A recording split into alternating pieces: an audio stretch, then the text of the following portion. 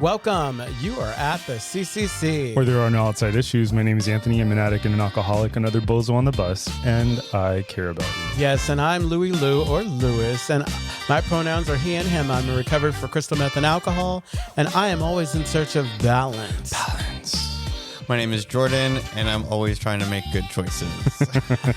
Jordan's workshopping this. He's workshopping his tagline. Yes, and each week we strive to foster a brave space where we can engage in conversations centered around topics of recovery. And our intention is to hold and inspire better spaces for more people in recovery by tackling issues sometimes used to separate us. Yes, but before we do that, please like, share, and subscribe, and ding that bell. Ding the bell, like and subscribe. Didn't have to ding the bell anymore, but ding the bell. No, that you do. Okay. Like depending on like the platform, so that people like you get our new episodes. And now. And now the disclaimer: the thoughts and opinions expressed on the CCC are alone. We do not represent anyone but ourselves. In other words, we're just a couple of friends behind a mic here to entertain you. And of course, everything we talk about is for general information purposes only. I've been holding back like a cough. I thought you were going to say I've been holding back a fart. No, I think it bubbled up and it's like, I'm probably a hairball from your cat. Okay. Okay. Well, now you're coming for my cat. You haven't talked about your cat. You unhappy bitch. Wow. Leave him out of this. I'm not a cat person. Stay my cat and leave my cat's name out of your mouth. Like, well, I don't even know what its name is. My cat's name out your motherfucking mouth. My cat's name is Albie. Well, his full name is Dr. Carlos Albizu Miranda Lucas, but I call him Albie for short. Next. Okay. Not next. That's his government. That's his government name. How is everyone? I'm good. Okay. Remember we talked about like Yeah, we're fine. It's a good time. Good to see you all. It's a good show. So great to see you. Yeah. So today's episode is called Clingy, Caring, or Codependent. Looking at our relationships. Interesting. Yeah, codependency. Can we define what codependency is? You tell me. I have pictures. So codependency actually, I think it originates, the idea in recovery, it comes from, it's related to Al-Anon and like the people who were in the lives of addicts and alcoholics.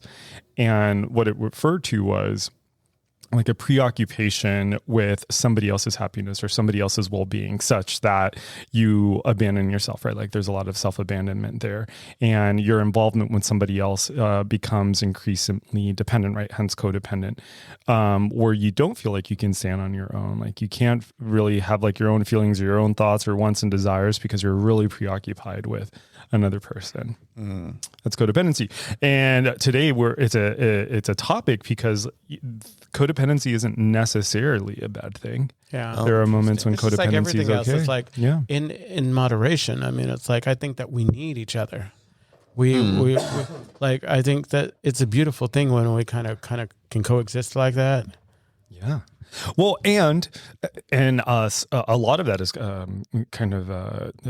it's cultural, right? Because you have collectivist cultures where there's certain things that are not pathologized the way they would say maybe in the United States. Absolutely. Right. So for example, like living in South America, it's not uncommon for someone to live with their parents until they get married. Yeah. Or I think in Greece, it's not uncommon for people to live in the same house as their parents, right? Like to buy a house and to like live above them, live above your parents. Where I think some people in the United States might look at that and think, well, that's incredibly codependent. Like you shouldn't like be so quote unquote enmeshed. I know it's like this expectation. You need to go and live elsewhere and be independent and what have you. Right. That's interesting because there's this idea called the immigration paradox that says it's a phenomenon where people who are like first generation that come here from like a different country, the thought originally was like, well, if you have people coming from another country coming into the United States, they're going to fare better, right? Like, no, they're not going to fare better. It's going to be very difficult for them. They're going to have a hard time adjusting, etc. But it's a paradox because that's actually not true. When you have someone who's immigrating to the country and they have like well-established customs and beliefs, they tend to do really well. But then there's a thing called second generation decline, where the subsequent generations tend not to fare as well, because they're going home and they have one experience, and then they're also trying to learn this like other culture, which is where like I think you can look at codependency, like ideas of codependency could also show up in that. I can see that being a conflict. And not even just learning the newer culture, but kind of been tempted by it, because like a lot of the younger ones, it's like I hear this a lot where, you know, kids are defined to begin with, you know, or struggle with, sometimes they struggle with structure. And if their original or the life's second generation, if the second generation, if it seems like what, you know, the culture is rigid or whatever, and they're seeing all of the gifts that it are, you know what I'm getting at? Yeah. Oh yeah. Like being seduced by individualism versus like a collectivist mentality. Yeah. I mean, that's the thing, right? I think like every culture has, okay, first off, like no culture is inherently bad or good, right? We would want to stay away from being like ethnocentric, that is believing that our culture is like the right culture. Absolutely. Right. And what is our culture? It's like, well, I mean, but like our culture would be, like, well, I mean, that's a really good question, right? Because we can say like, living living under like a democratic government is part of our culture. Are we doing that? I know. That's another topic, right? too. But we could, like, you know, like living in a capitalist country, or absolutely. like those things could be considered part of the culture. And individualism is considered also part of the culture. I think part of like what happens, I'll speak from my own experience, like in Latin American families, our families tend to be very close knit, and there are kind of certain protocols about like how we are in relationship. Yeah. Right. I think Jordan would agree. Right. So like there's a certain respect that you have for elders. Like when I was when I was growing up, when I stepped into a room, I was supposed to greet every older person. And there's like a certain phrase that we say to our elders. And we say that phrase and we wait for the response. And that's part of the culture where I can remember like when I moved out, like when I was being more integrated into American spaces, I didn't see that with other people. Like I could be in a room and someone could walk in and not greet me, which was really like jarring to my system, because I was like, wait a minute, why aren't you like greeting me? Why aren't you acknowledging that I'm here? Because that's been such a big part of my like upbringing. Yeah. Gotcha. Yeah. So my mom, she's been on the show before.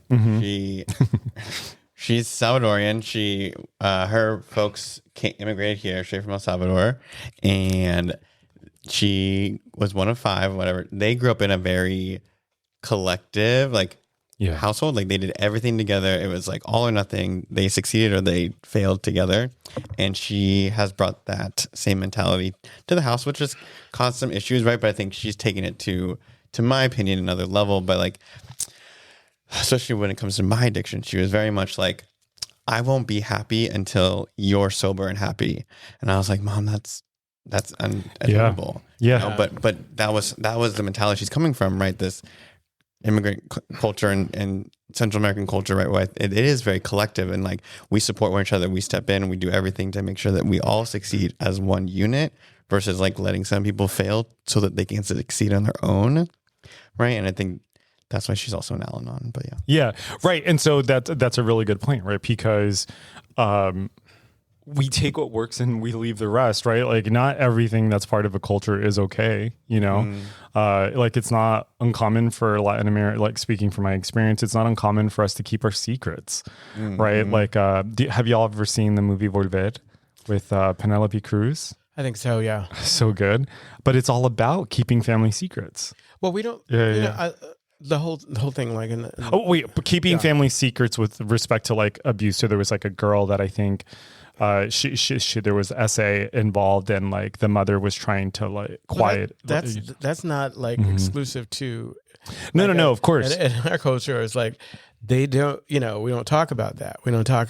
We don't bring our dirty laundry out. You're speaking about in Black culture and African American culture. It's like I'm all it's like I don't think it's that different. I feel like there are certain things, like when you were talking about, greeting elders or whatever, there's certain things that I'm in my 50s and I still will not do around adults. That like cursing, you said. I don't curse. I don't curse around my father. I don't curse.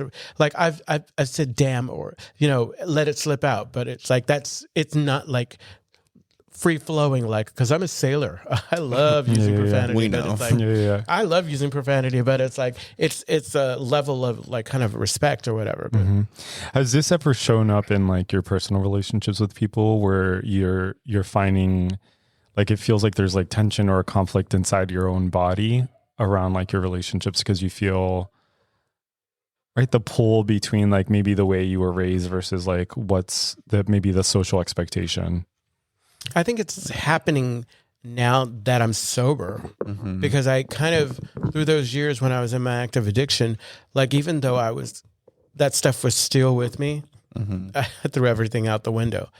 I think the pull is that I'm starting, like, I believe that I'm starting to, I look in the mirror and I see my father and I see my parents, and in the way that I think about things, and it's caused me to move away from people, because I realize, and this is recovery, I realize that just because I don't agree with them doesn't mean it's not right.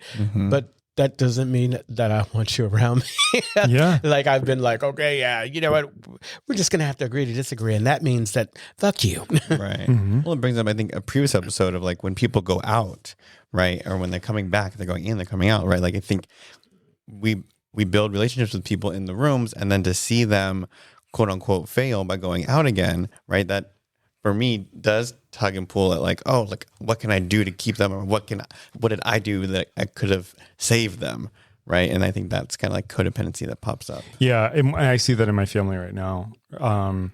I've shared about how my grandmother's brother, he's been a heroin addict my whole life, and that's something that's going. It's such an interesting situation because he's essentially burned every bridge, and so it's multi-layered. So one of the things that happened is that when her mother died, by that point, like he had already started burning bridges. And when my great grandmother died, she essentially charged my grandmother with taking care of him. Like, please make sure, right? Which is what a horrible thing to do. Yeah, I know exactly. And so, my grandmother has essentially done that. And so you don't feel like she would be compelled to do that anyway?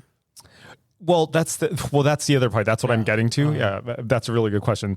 So she, I think I learned how to love based on the way my grandmother taught. Which explains why every other week we're talking about the shit that you're going. No,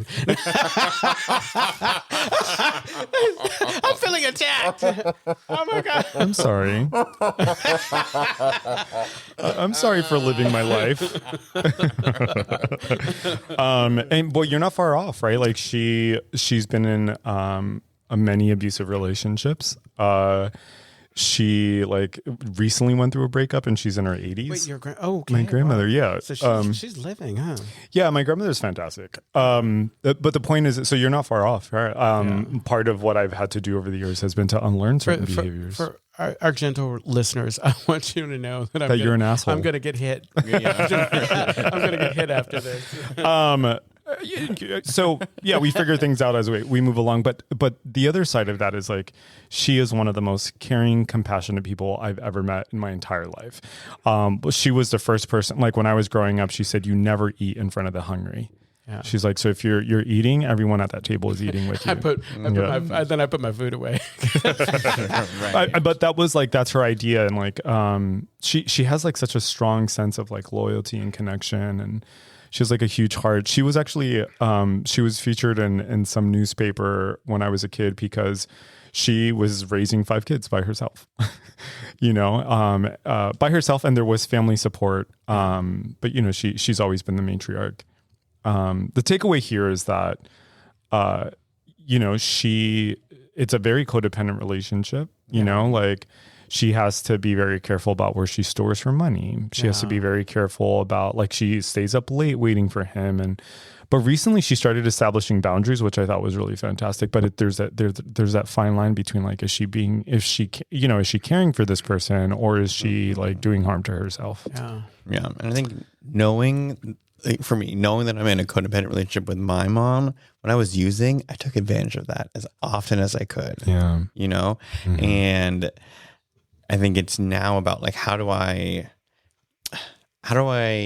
make amends to that, with also making sure that my boundaries with her are there so that we can continue to have a good relationship rather than a codependent one that like is not transactional, but like very give and take all the time. Yeah.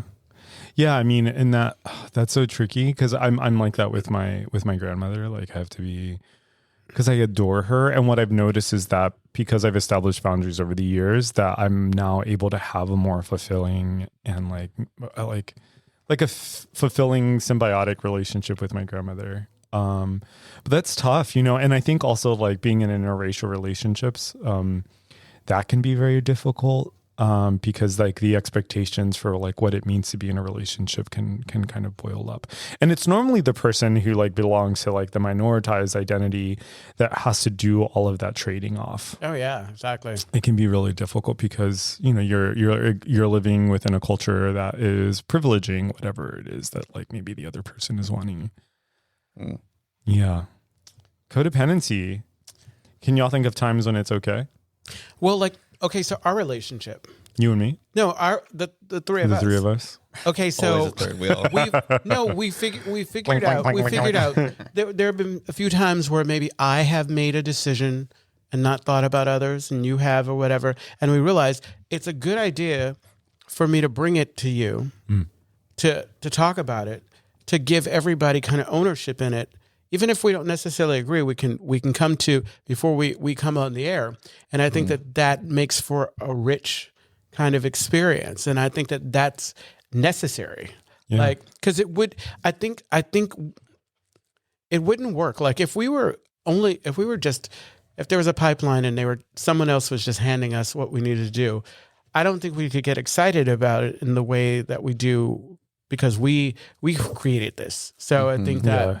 I think, and it all comes down to balance. I mean, I know that I can do some of the things on my own, and I know that you can, and the same with Jordan. It's like, it's not, we're whole coming together to create something holier than thou. Well, what I appreciate about what you're saying is, what's interesting is because I'm like, oh, I really like when you do that.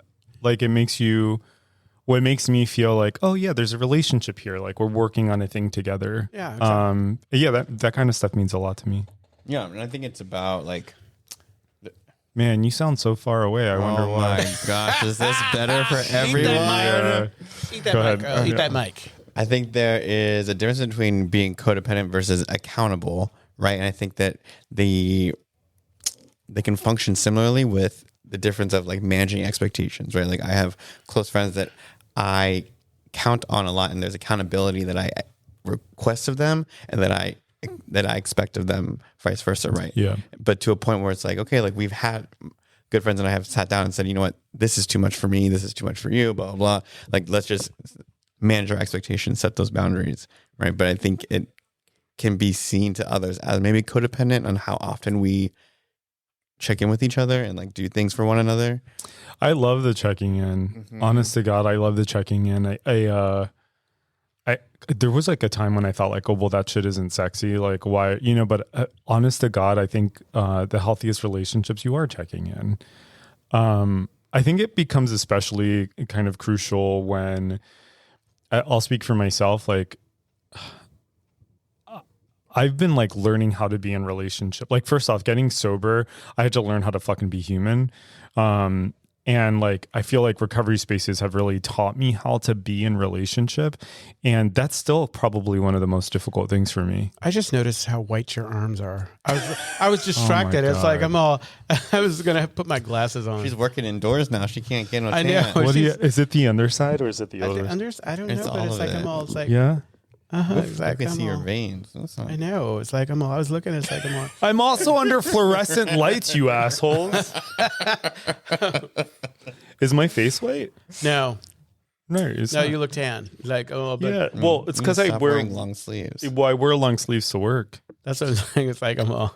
You can mix it up. Maybe I'll go to Anyways, the. Maybe I'll go to the. Maybe I'll lay out this weekend or something. Okay, we can go fake tanning. you go fake tanning, Fake tanning. Spray on. Oh, and you look good too. It's like I'm all. I've been like making eyes at you. what do you mean? Hardly. No, you look like you like toning out. Oh, I am. Thank you. no, Yeah, I've it's been like, it's working good. out. Yeah, that's okay. Thanks, Louis. Yeah, I You want to appreciate fuck? You know, do you remember that episode? I was waiting for you to say it. He's asking questions. He asked a question. What? Do you want to fuck? What's going on? It's like I'm on. Let me know. Yeah, thank you. No, Yeah, no, I've it's been a- trying to take better care of myself. No, I have. There's a few people. Like, I mean, maybe this is part of the discussion, but there's some people that I see, and when I see them, I'm just so. They bring me joy. Right? They bring me joy, and it's not that. I always joke and say I don't like a lot of people, but that's not true. I like a lot of people. It's just, but I really, really like a lot of people. I know what you mean. And yeah. so, like our friend Matt, tall Matt, curly hair. Who's that? Anyway, I saw him, and He's from like the Midwest or something. yeah, and I was, Yeah. I see him, and I was tweaking his hair, and I'm like, oh, adorable, and like, God, what's the kid's name from Zimbabwe?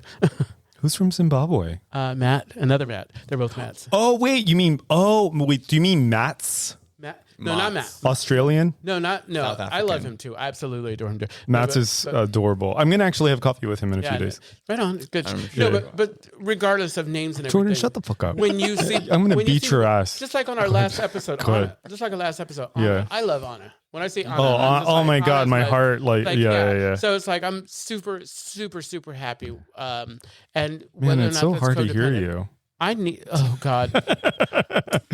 I just don't understand why you guys, whenever you're sharing, you keep talking Because I'm and then getting at some point passionate. it adds up. But then you're so far away from the mic and no one can hear you. Wow. It's because I want to hear you. Do you really? Not really. I know exactly. It's not about me. Exactly. I'm amazed. It's like we were able to get these words Oh in. my God. Yeah. Anthony. We all need an enemy. We all need an enemy. I'm glad I make you two better. Okay. I don't know who said that. Oh my goodness. So you know, Yeah. what's- let's go back to in 12 step. We talk about self-sacrifice, sacrificing, getting out of ourselves or whatever. Yeah, humility, etc. You know, and showing up for other people or whatever. And if I think there is a push and pull or a need to have balance with that, because it could be so easy when you hear somebody say this is what you should do that you throw yourself into it completely. It's just like that whole thing with service. Like service can keep you sober, but if you overdo it, because there are times where I had to pull back, or the best thing for me to do was to not show up to be of service, because I was not being of service. I was my ego was so tied up in it, and I was caught up in what everybody else was doing. It's like the big Sunday meeting. Like I remember I used to put chairs away because I'm the man, and people would stand around talking, and I'm like, move, get out of my way. It's like I'd be ramming chairs into people. Jordan, you were going to say something? Well, my question is, can you be codependent not with a person but with an action, right? Like being like you can't function without service or Isn't whatever. that like OCD or like a Yeah, we're talking about something else. Like that's still, because now you're talking about like a process addiction. Okay. Yeah. Yeah. But going back to like codependent relationships, I think I'm kind of curious about the way you two see it, just because we've all have different relationship experience. One of the things that like I've been working on is like in almost every relationship I've been in, like I abandon myself because I don't like I hate the idea of hurting the other person, and so I'm just constantly like taking the L. And that's really difficult. And so then, and I was doing that before I like entered recovery. I was like a chameleon. Like I was constantly adapting. I wasn't like ever really myself. And I'll end by saying this. I was talking to a good friend of mine, and she's been married for 21 years. She's a lesbian. And I was like, well, how are you in a relationship for 21 years and like not codependent? Like, I don't know. Like, I don't. Probably because she's not abandoning herself. Well, that's what she said. She's like, no, I I have to take time for me. I have to do like I have to have a life independent of my partner. And if that ever became a problem, then that's a problem. Which to me is like, and now, which to me is very difficult because I'm like, oh, but I'm going to hurt the other person if I like have a life, or I'm going to hurt, whatever. I'm moving out of that. You already know my answer. Yeah. I'm moving out of that, and then I'm healing. But I'm, for the sake of people listening, it might be a brutal. Yeah, but you already know my answer because I'm always talking about I need my time. You do, and you're so good at that. I need my time, and you're protective of it. I'm protective of it, and also it's like I feel like okay, so if I don't get it.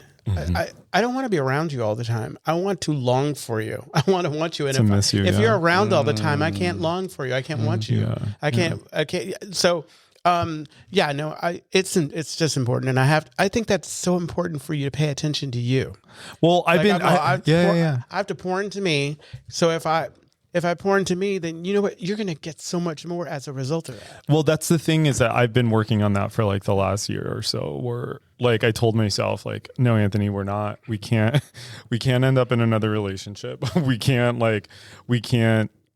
keep abandoning ourselves. So I've been like throwing myself into like hobbies and things. And I'm not a therapist, but I can't help but think that if you continually abandon yourself and you lose yourself or you accommodate and you're constantly accommodating, it breeds resentment after a while because 100%. You're not allowed to be who you are truly, authentically. And also it's like you're robbing the other person of having the experience because there's a reason why they were drawn to you. No, fuck the other person. No, but there were reason why they were drawn. There were reason why they were drawn to you. Yeah. And if you stop being that person. Well, that's the thing, right? Yeah. Because then I think like, well, are you drawn to me because like I take care of you?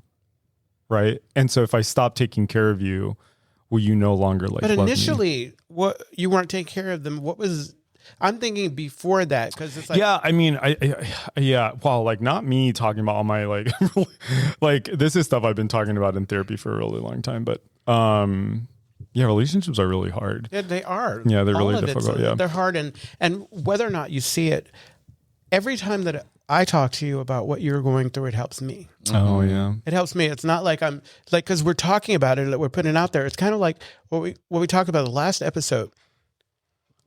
Sometimes I don't know that an issue is an issue until words are put up and we talk about it and we express it. So I appreciate this. Yeah. Last thing I'll say is that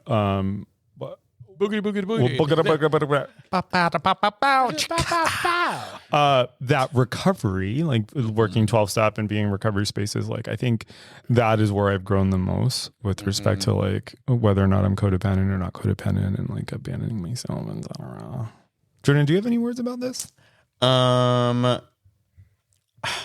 Yes. I think that like for myself, my codependency, I didn't really know I was codependent with my mom until my active addiction, or until we were in recovery.